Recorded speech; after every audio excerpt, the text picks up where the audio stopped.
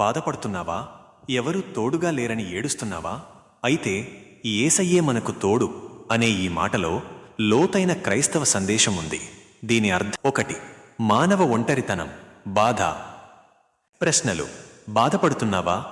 ఎవరూ తోడుగా లేరని ఏడుస్తున్నావా? అర్థం: మనం జీవన ప్రయాణంలో కష్టాలను, నష్టాలను, నిరాశలను ఎదుర్కొంటాం. కొన్నిసార్లు మన చుట్టూ జనం ఉన్నా మన మనసులోని వేదనను అర్థం చేసుకునేవారు ఎవరూ లేరని, మనం ఒంటరిగా ఉన్నామని అనిపిస్తుంది. ఈ లోకంలోని స్నేహాలు, తోడు తాత్కాలికం. 2. యేసయ్యే తోడు. Jesus is our companion. సమాధానం: అయితే యేసయ్యే మనకు తోడు. అర్థం: ఇది బైబిల్ నుండి వచ్చిన గొప్ప నిరీక్షణ సందేశం. యేసుక్రీస్తు మనకు ఎల్లప్పుడూ తోడుగా ఉంటాడని ఈ మాట చెబుతుంది. నిరంతర తోడు. యేసు తన శిష్యులకు, విశ్వాసులకు ఇచ్చిన వాగ్దానమిది.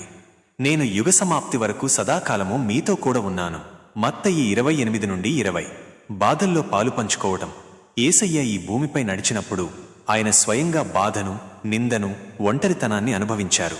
అందువల్ల ఆయన మన బాధను అర్థం చేసుకోగలడు. హెబ్రీయులకు తెల్లవారుజాము 4 ఆదరణ. ఆయన మనల్ని విడిచిపెట్టడు, చెయ్యి విడువడు.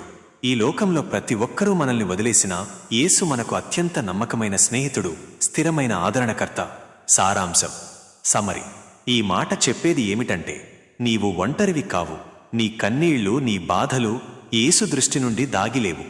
ఈ లోకంలో ఎవరూ నీకు తోడు లేకున్నా యేసుక్రీస్తు నీకు నిరంతరం తోడుగా, బలంగా, ఆదరణగా ఉంటాడు. ఆయన ప్రేమ విశ్వసనీయమైనది మరియు శాశ్వతమైనది.